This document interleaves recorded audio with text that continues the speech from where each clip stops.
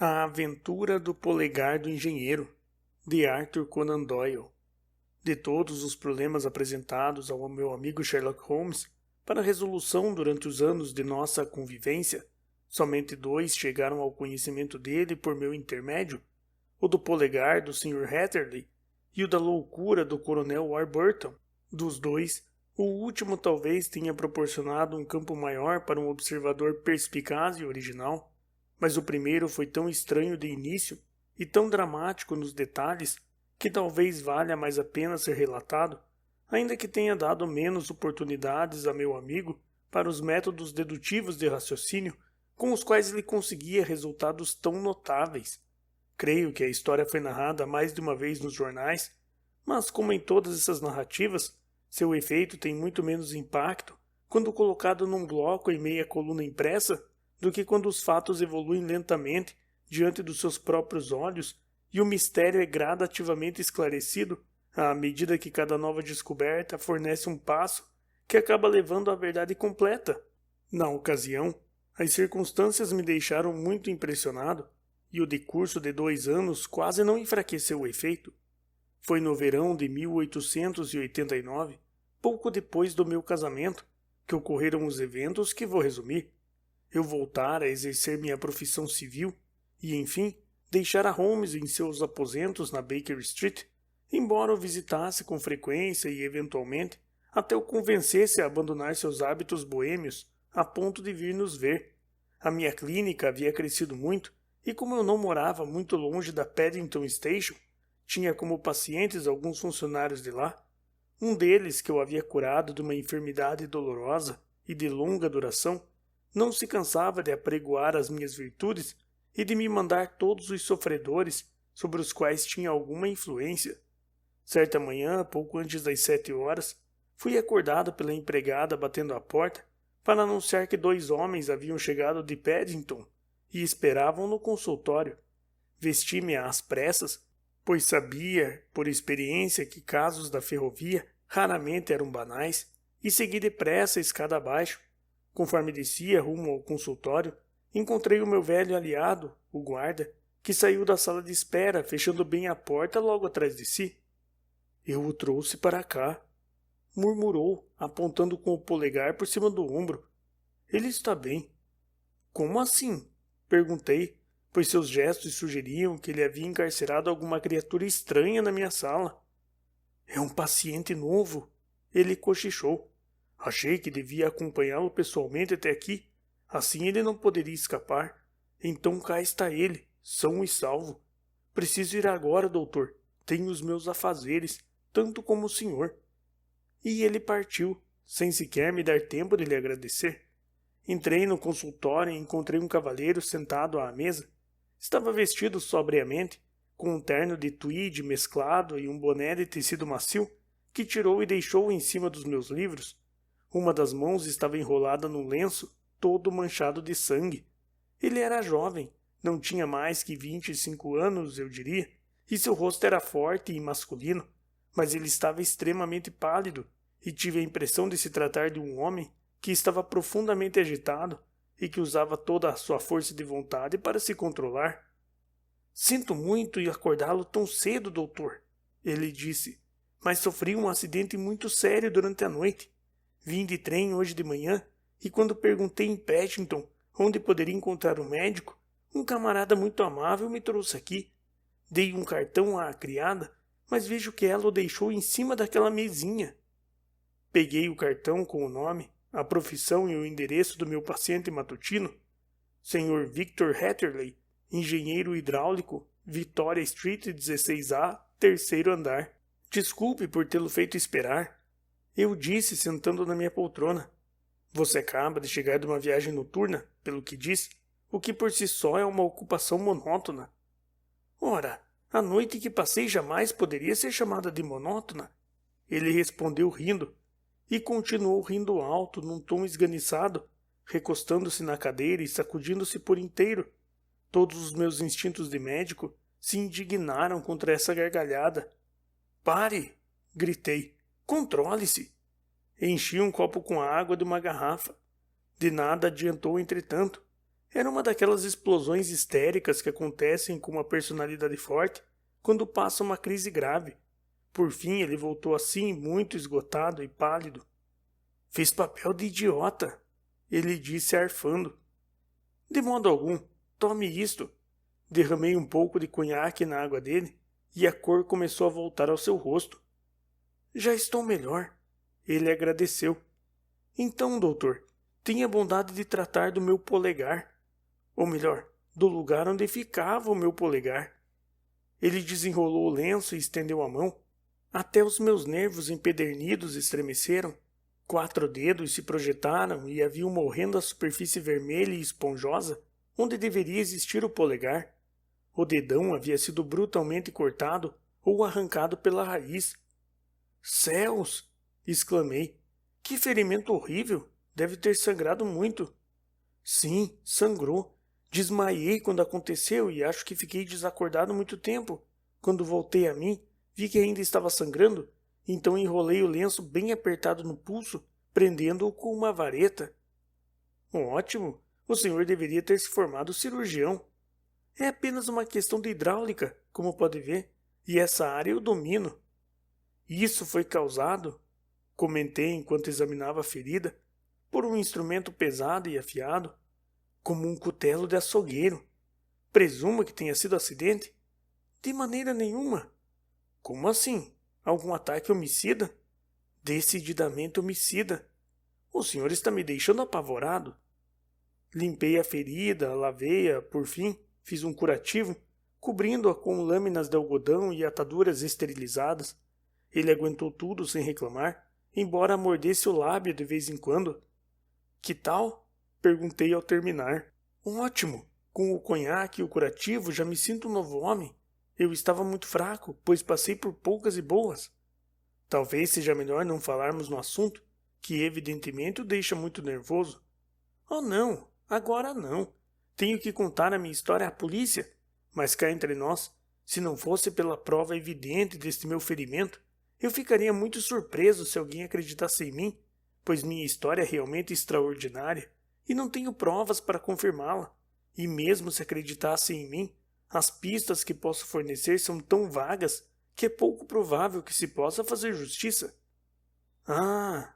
Exclamei. Se for um problema importante que o senhor gostaria de ver resolvido, recomendo fortemente que vá consultar o meu amigo, o Sr. Sherlock Holmes, antes de ir à polícia.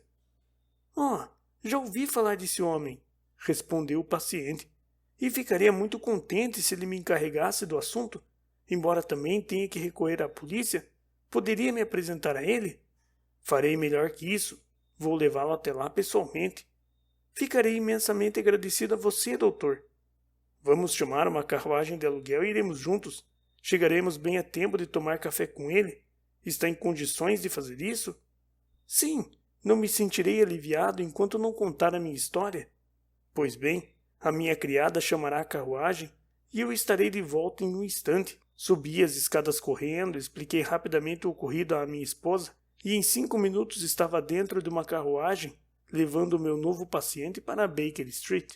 Sherlock Holmes estava, como eu esperava, descansando na sala de estar, vestindo roupão e lendo a coluna martirizante de conselhos para problemas pessoais do Times, enquanto fumava sua cachimbada antes ao café da manhã, composta de todas as sobras de fumo do dia anterior, cuidadosamente secas e amontoadas num canto da prateleira sobre a lareira. Ele estava tranquilo e nos recebeu com gentileza. Mandou vir mais ovos com bacon e nos acompanhou numa refeição farta. Quando terminamos, ele pediu ao nosso novo conhecido que se sentasse no sofá, colocou uma almofada atrás da cabeça e deixou um copo de conhaque com água ao seu alcance.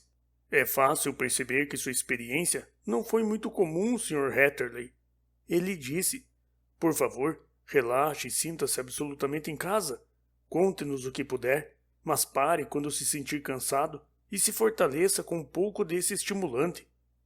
Obrigado, disse o meu paciente, mas estou me sentindo outro homem desde que o doutor fez o curativo e acho que o seu café da manhã completou a cura.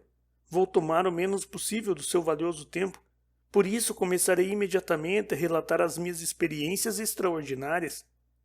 Holmes sentou-se em sua ampla poltrona, com expressão de cansaço, as pálpebras pesadas encobrindo sua natureza inquieta e perspicaz, enquanto eu me sentei no lado oposto para ouvir em silêncio a estranha história que Hatterley nos contou. É preciso dizer, começou ele, que sou órfão, solteiro e resido sozinho num quarto alugado em Londres. Sou engenheiro hidráulico e tive considerável experiência de trabalho durante os 7 anos que passei como aprendiz na Venhiar e Matson, a conhecida empresa de Greenwich. Há 2 anos, depois de completar o meu tempo como aprendiz e ainda tendo recebido uma boa quantia em dinheiro pela morte do meu pobre pai, decidi me estabelecer por conta própria e aluguei salas comerciais na Victoria Street. Suponho que todo mundo passe pela mesma experiência ingrata quando está começando a vida e decidi abrir um escritório. Para mim, foi excepcionalmente decepcionante. Em 2 anos tive apenas 3 consultas e um pequeno serviço, nada mais, e isso é absolutamente tudo o que a minha profissão me trouxe. A minha renda bruta não passou de 27 libras e 10 shillings. Todos os dias, das 9 da manhã às 4 da tarde, eu ficava em minha pequena sala, até que comecei a achar que jamais teria uma clientela. Ontem, no entanto, quando estava pensando em fechar o escritório, o meu auxiliar entrou dizendo que um cavalheiro queria falar comigo sobre um trabalho. Ele também me mostrou um cartão de apresentação impresso com o nome de Coronel Lysander Stark. Logo em seguida, veio o próprio coronel, um homem bastante alto e extremamente magro. Acho que nunca tinha visto um homem tão magro assim. O rosto se resumia ao nariz e ao queixo, e a pele das bochechas se esticava tensa sobre os ossos protuberantes. No entanto, essa magreza parecia coisa natural, e não fruto de alguma doença, pois seus olhos eram brilhantes, seus movimentos cheios de energia e sua postura confiante. Ele estava vestido sobriamente e julguei que deveria ter mais para 40 do que para 30 anos de idade. É o Sr. Hatterley? Ele indagou com um ligeiro sotaque alemão. O senhor me foi recomendado, Sr. Hatterley, não somente como uma pessoa eficiente em sua profissão, mas também por ser discreto e capaz de guardar um segredo. Eu o cumprimentei, sentindo-me lisonjeado com essas palavras, como qualquer jovem da minha idade. Posso saber quem me recomendou? Perguntei. Bem, talvez seja melhor eu não dizer por enquanto. A mesma pessoa me informou que o senhor, além de órfão, é solteiro e reside sozinho em Londres. É bem verdade, respondi, mas permita-me observar que nada disso tem a ver com a minha capacidade profissional. Não é sobre um assunto profissional que o senhor quer falar comigo? Sem dúvida alguma, mas o senhor vai descobrir que tudo o que eu digo tem a ver com esse ponto. Tenho um trabalho para o senhor, mas é essencial que haja segredo absoluto. Segredo absoluto, entende? E naturalmente é mais fácil obter isso de um homem que mora sozinho do que um que reside no seio de sua família. Se eu me prometer guardar segredo, retruquei, pode ter certeza de que cumprirei minha palavra. Ele me olhou fixamente enquanto eu falava e tive a impressão de jamais ter visto um olhar tão desconfiado e inquisitivo. Então promete? Ele perguntou por fim. Sim, prometo. Silêncio completo e absoluto, antes, durante e depois. Nenhuma referência ao assunto, nem oral nem por escrito. Já lhe dei minha palavra. Muito bem. Ele se levantou de repente e, atravessando a sala como um raio, abriu a porta. O corredor estava deserto. Muito bem, ele repetiu voltando. Sei que os empregados às vezes ficam curiosos sobre os negócios dos seus patrões. Agora podemos falar em segurança. Ele puxou a cadeira para junto da minha e começou a me fitar novamente com aquele olhar desconfiado e pensativo. Uma sensação de repulsa e alguma coisa semelhante ao medo começaram a se apossar de mim diante das excentricidades daquele homem esquelético. Nem mesmo o medo de perder um cliente podia me impedir de demonstrar a minha impaciência. Peço-lhe que exponha o negócio, senhor. Eu lhe disse, o meu tempo é muito valioso. Deus me perdoe por esta última frase, mas eu falei sem pensar.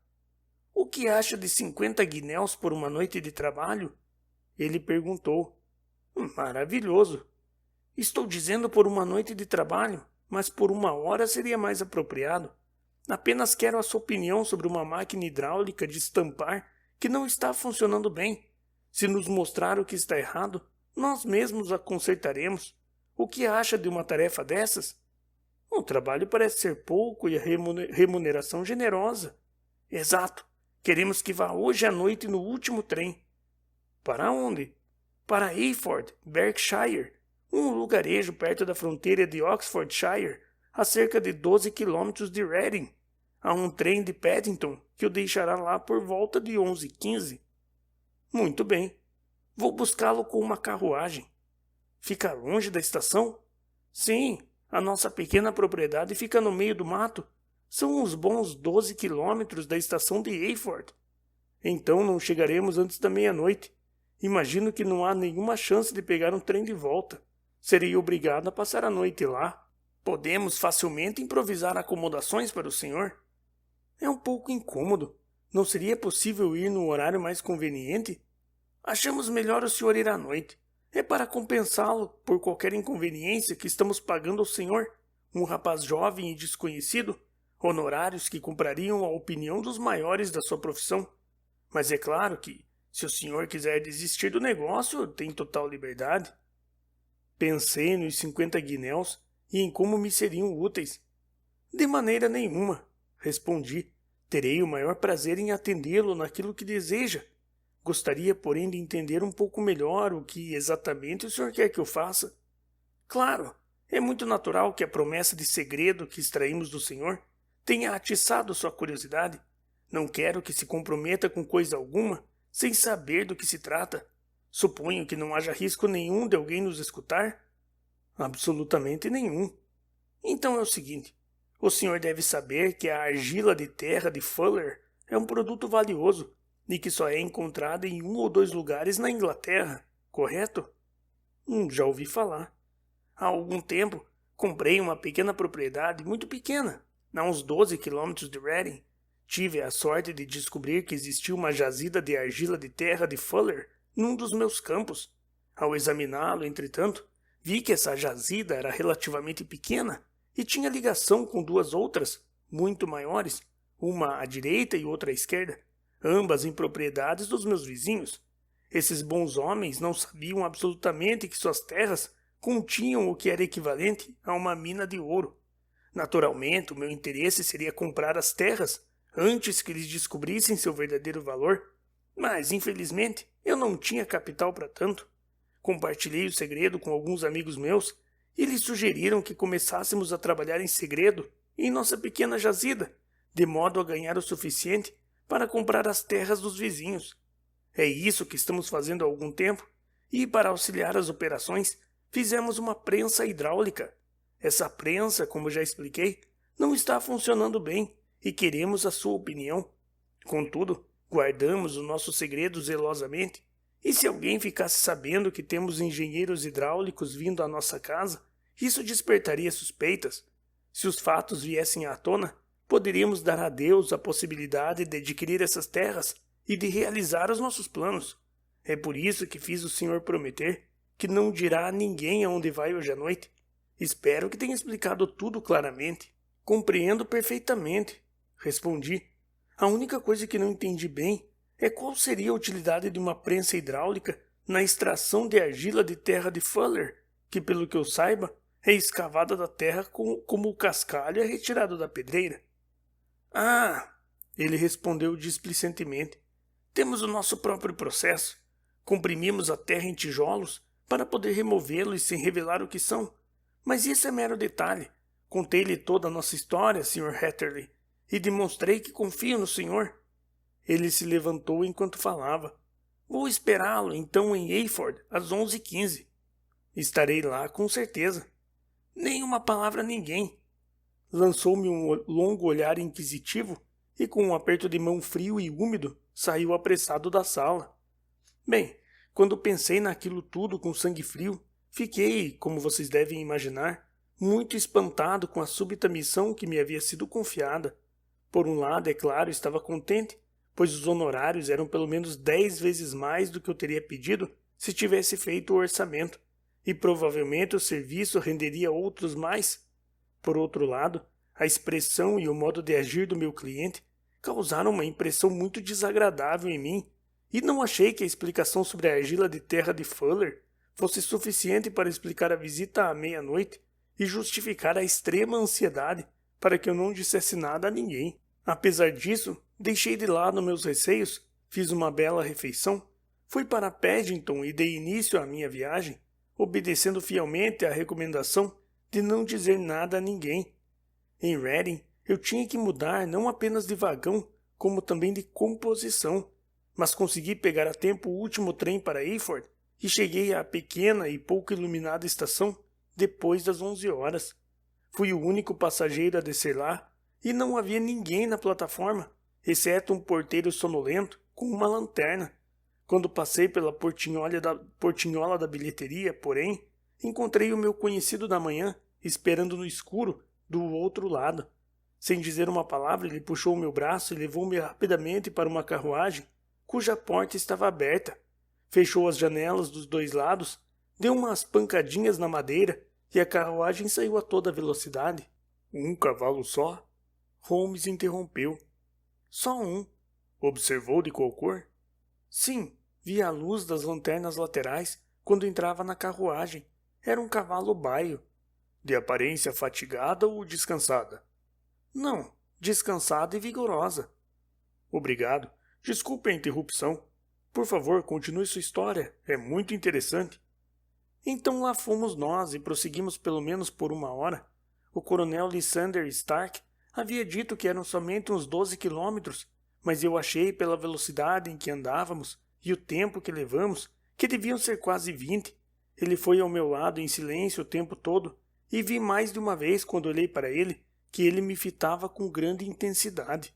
As estradas rurais não pareciam muito boas naquela parte do mundo, pois sacudíamos e balançávamos terrivelmente. Tentei olhar pelas janelas para ver onde estávamos, mas eram feitas de vidro fosco e não consegui enxergar nada, só alguma ocasional mancha de luz. Ali e acolá eu arriscava fazer alguma observação para quebrar a monotonia da viagem, mas o coronel respondia com monossílabos e a conversa logo gorava.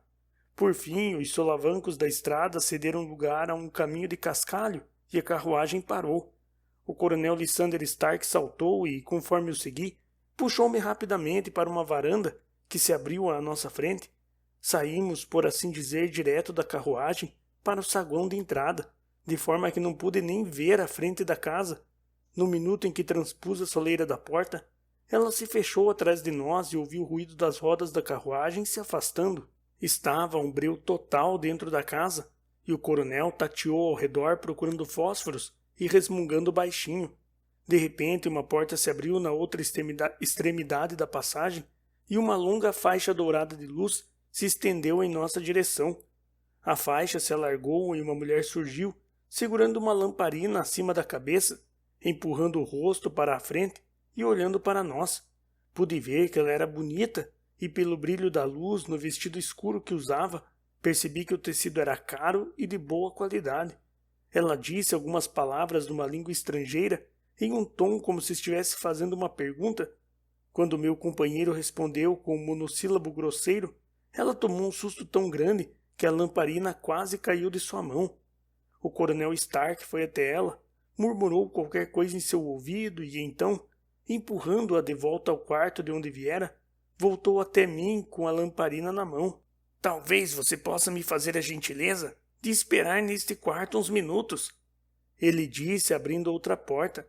Era um quarto tranquilo, pequeno, mobiliado apenas com uma mesa redonda no centro, sobre a qual estavam espalhados vários livros em alemão. O coronel Stark colocou a lamparina sobre um pequeno órgão perto da porta.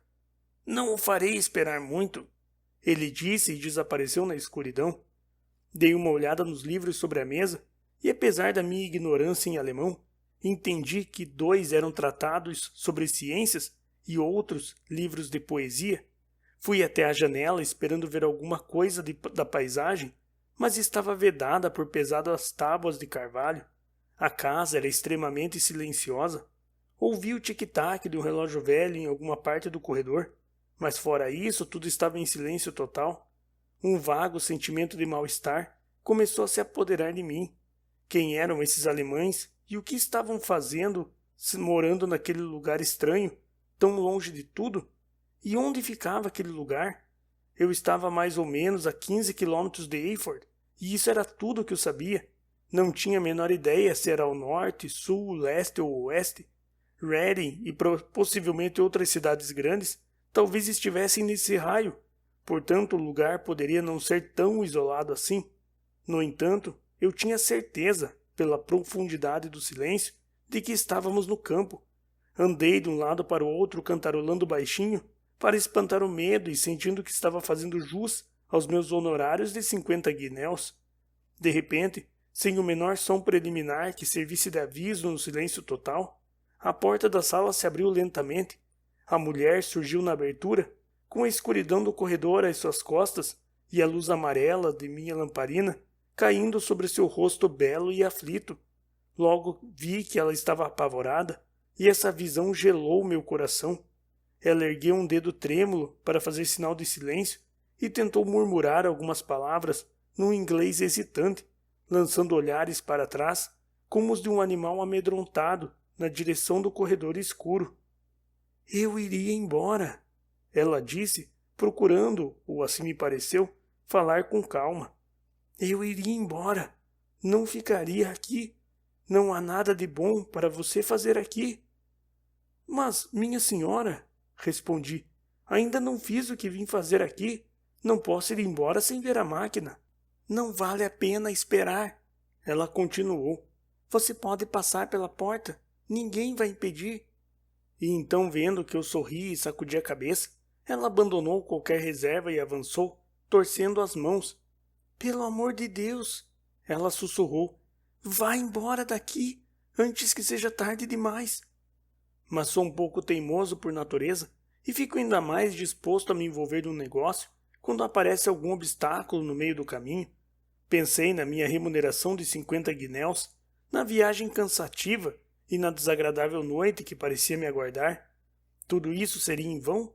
Por que eu iria embora sem ter executado a minha tarefa e sem o pagamento que me era devido? Aquela mulher, pelo que eu estava vendo, podia até ser maluca. Com firmeza, portanto, embora ela tivesse me abalado mais do que gostaria de confessar, abanei novamente a cabeça e afirmei a minha intenção de ficar onde estava.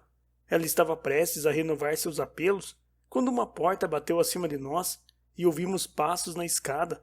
Ela ficou escutando por um instante, fez um gesto de desespero com as mãos e sumiu tão repentina e silenciosamente como tinha aparecido. Os recém-chegados eram o coronel Lysander Stark e um homem baixo e gordo, com uma barbicha saindo das rugas do queixo e da papada, que me foi apresentado como o Sr. Ferguson.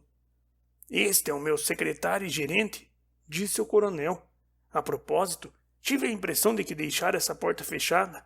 Receio que tenha sentido a corrente de ar. Muito pelo contrário, respondi. Eu mesmo abri a porta, pois achei a sala um pouco abafada. Ele me lançou um de seus olhares desconfiados.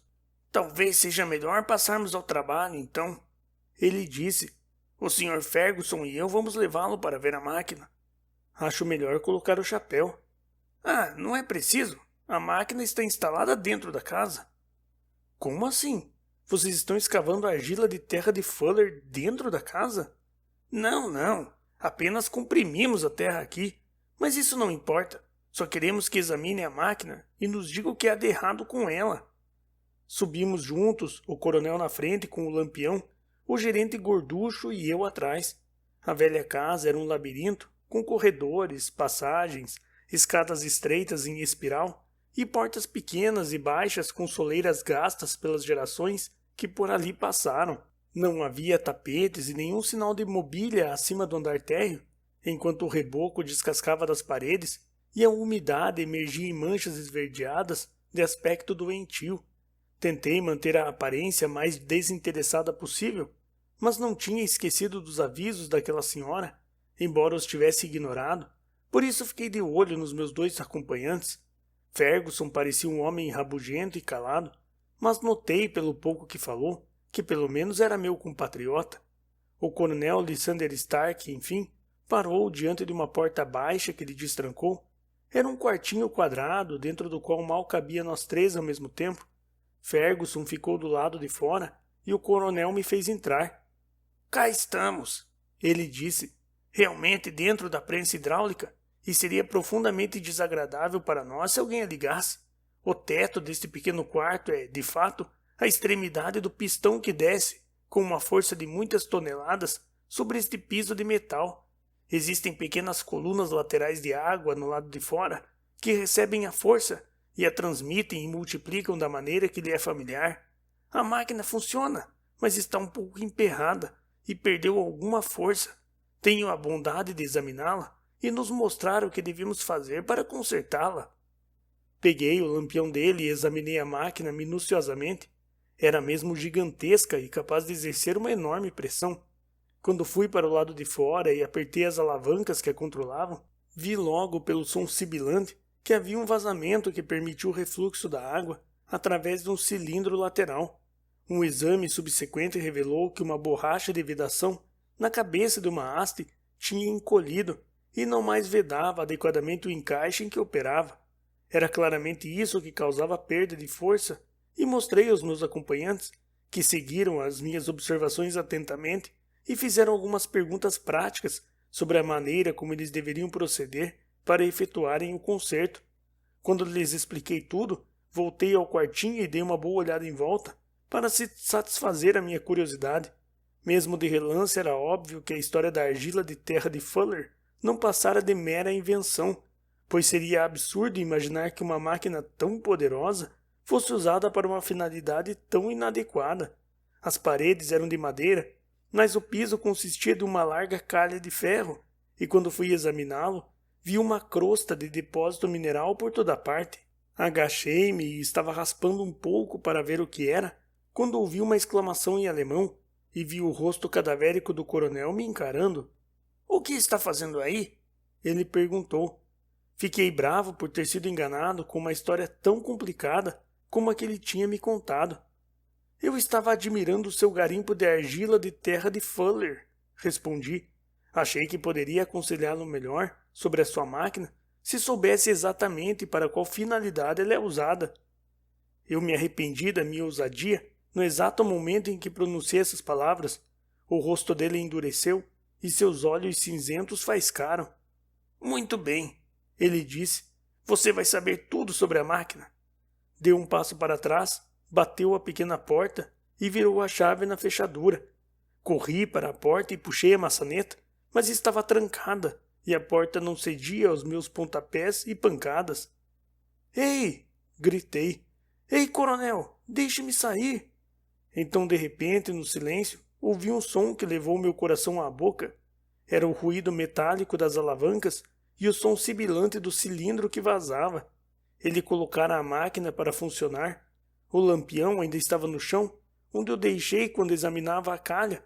Por essa luz vi que o teto preto descia sobre mim lentamente, aos trancos, mas, como ninguém melhor que eu sabia, com uma força que dentro de um minuto me esmagaria como uma massa disforme. Atirei-me, gritando, contra a porta e tentei arrancar a fechadura com as unhas. Implorei ao coronel para me deixar sair, mas o ruído implacável das alavancas abafava meus gritos. O teto estava a apenas 3 ou 4 palmos acima da minha cabeça e com a mão erguida podia sentir sua superfície dura e áspera. Então me ocorreu o pensamento de que a dor da minha morte dependeria muito da posição em que eu me encontrasse. Se deitasse de bruços, o peso recairia sobre a minha espinha, e estremeci ao pensar nessa horrível perspectiva. Talvez fosse mais fácil deitar de outro jeito, de costas. Mas será que eu teria coragem de ficar olhando para aquela sombra preta fatal, descendo sobre mim? Não conseguia mais ficar em pé, quando vislumbrei algo que trouxe uma torrente de esperanças de volta ao meu pobre coração. Eu já mencionei que, embora o chão e o teto fossem de ferro, as paredes eram de madeira.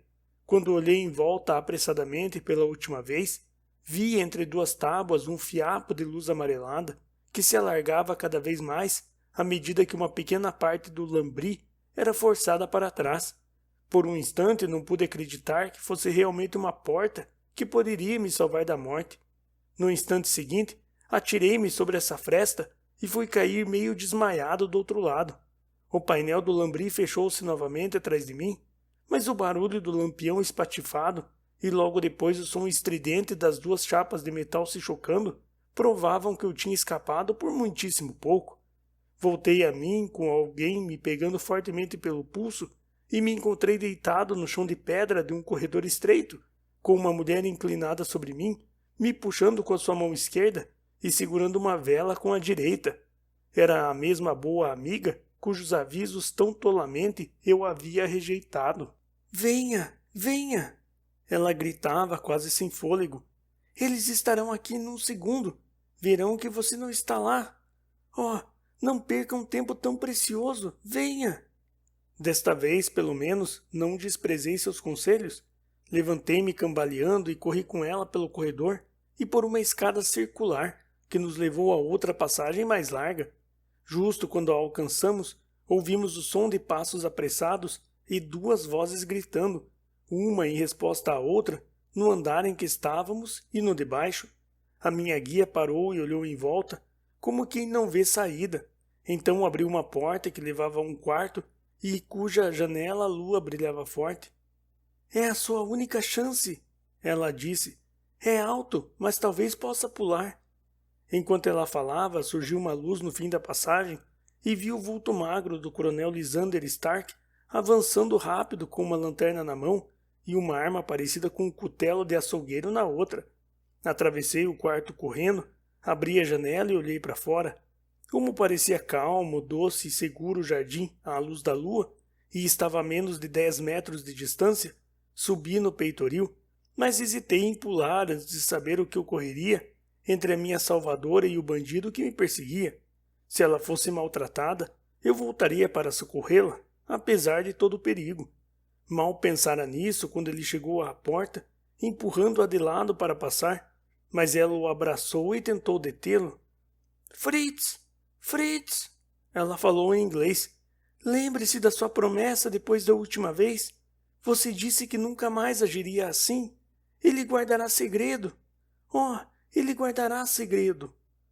Você está maluca, Elise? Ele berrou, debatendo-se para se soltar dela. Você vai ser a nossa ruína. Ele viu tudo. Solte-me, vamos! Jogou-a de lado e, correndo para a janela, golpeou-me com a pesada arma. Eu estava com o corpo pendurado e me segurava no peitoril com as mãos. Quando ele me atacou, senti uma dor brutal, afrouxei os dedos e caí no jardim. Fiquei atordoado, mas não me machuquei com a queda. Levantei e saí correndo por entre os arbustos o mais rápido possível, pois sabia que ainda não estava fora de perigo. De repente, enquanto corria, comecei a me sentir tonto e fraco. Olhei para minha mão que latejava. Então pela primeira vez vi que o meu polegar havia sido decepado e que sangue escorria do ferimento. Consegui enrolar a mão com o lenço, mas os ouvidos começaram a zumbir e caí desmaiado entre as roseiras. Por quanto tempo fiquei desacordado eu não sei. Deve ter sido muito tempo, pois a lua já tinha emergido e uma manhã luminosa começava quando voltei a mim. As minhas roupas estavam ensopadas de orvalho e a manga do casaco estava coberta de sangue do ferimento. A dor na mão me fez recordar todos os detalhes da aventura noturna e fiquei de pé, sentindo que talvez ainda não estivesse a salvo dos meus perseguidores.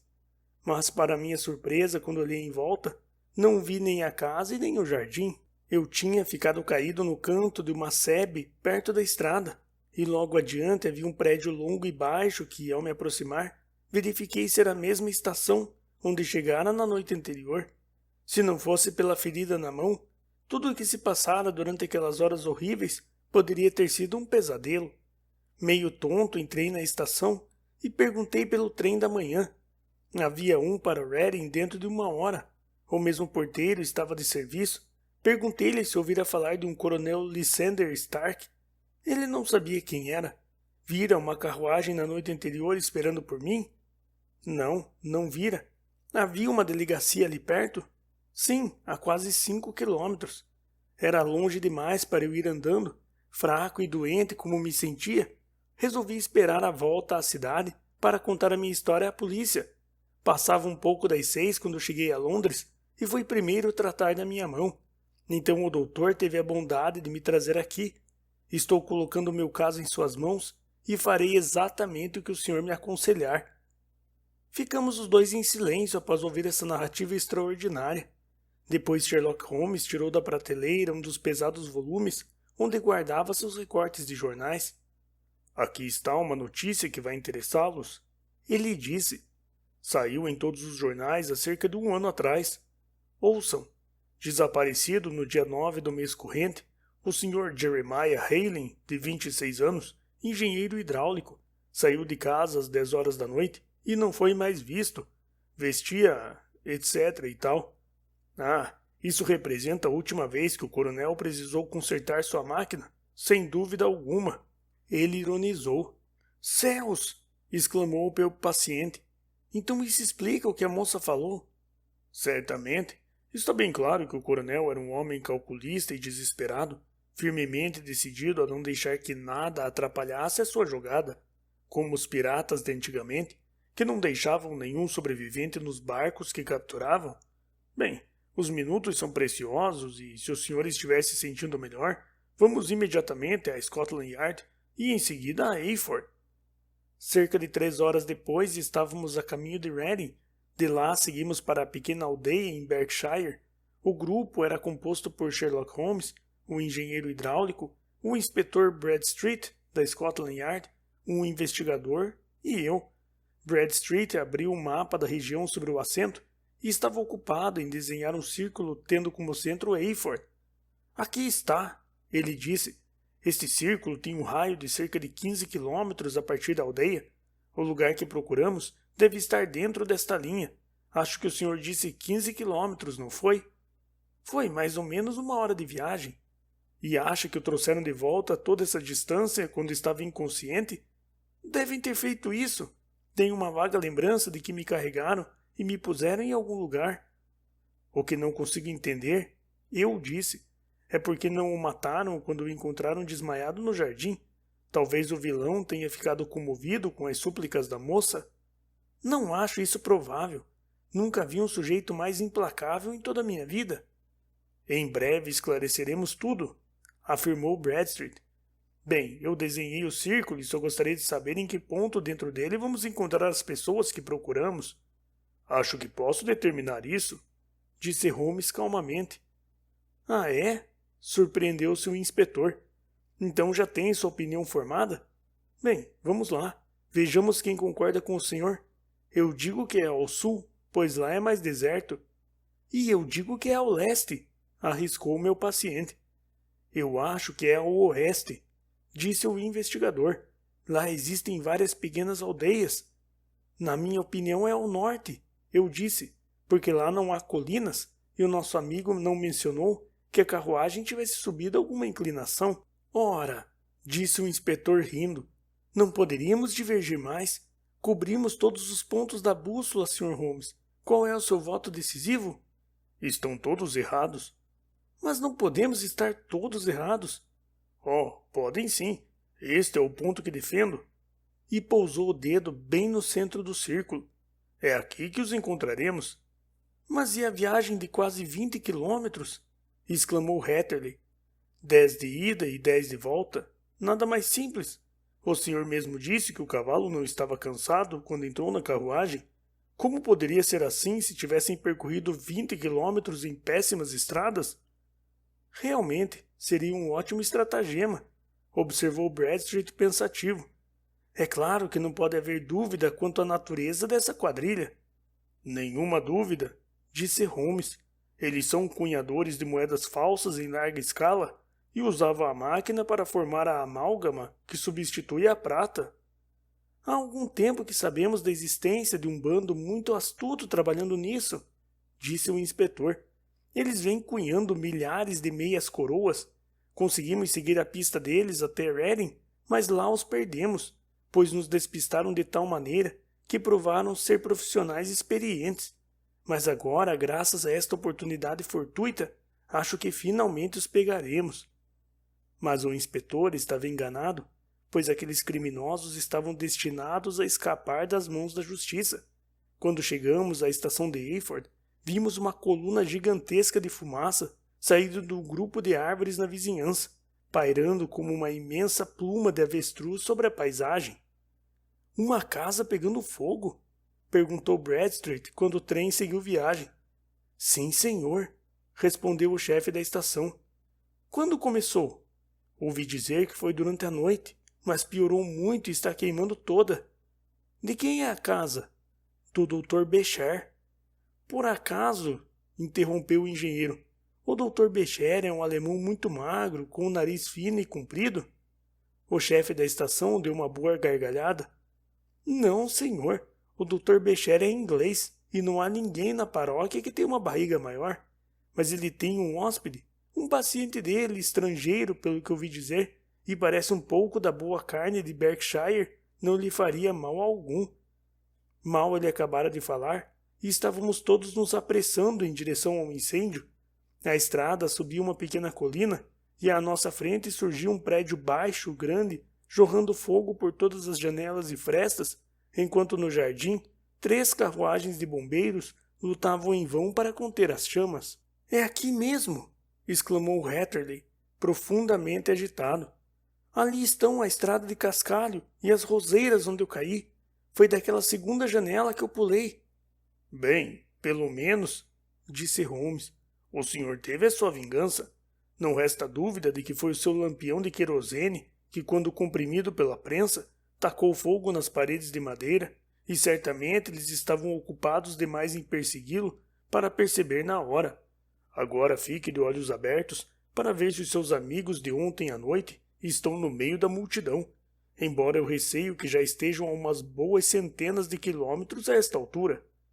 Os temores de Holmes se confirmaram, pois desde esse dia não se ouviu mais falar da bela moça, do alemão sinistro, nem do inglês rabugento. Naquela manhã bem cedo, um camponês vira uma carroça com várias pessoas e umas caixas volumosas saindo rapidamente em direção a Reading.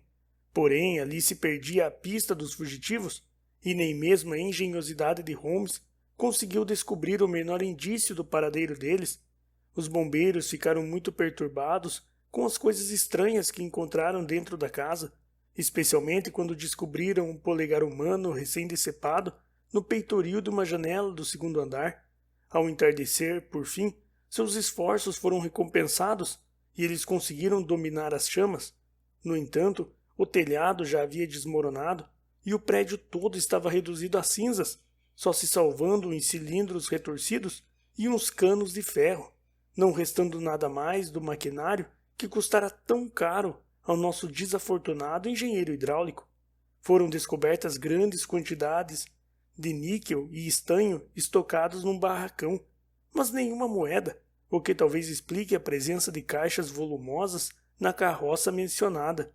A maneira como nosso engenheiro hidráulico foi levado do jardim ao lugar onde ele recuperou os sentidos teria permanecido um mistério para sempre, não fosse a terra macia que revelou o seguinte detalhe. Ele foi evidentemente carregado por 2 pessoas, uma das quais tinha os pés excepcionalmente pequenos e a outra pés excepcionalmente grandes. O mais provável é que o inglês taciturno, sendo menos audaz e também menos sanguinário que seu companheiro, tivesse ajudado a mulher a carregar o homem inconsciente para longe do perigo. Bem, comentou o nosso engenheiro, muito triste ao tomarmos os nossos lugares para voltarmos a Londres. Que péssimo negócio eu fiz! Perdi o meu polegar e não recebi os meus honorários de 50 guinéus. Então, no fim das contas, o que foi que eu ganhei? Experiência, disse Holmes rindo. Indiretamente, isso pode ser de grande valor. Basta contar a sua história que você conquistará a fama de excelente companhia pelo resto da sua vida.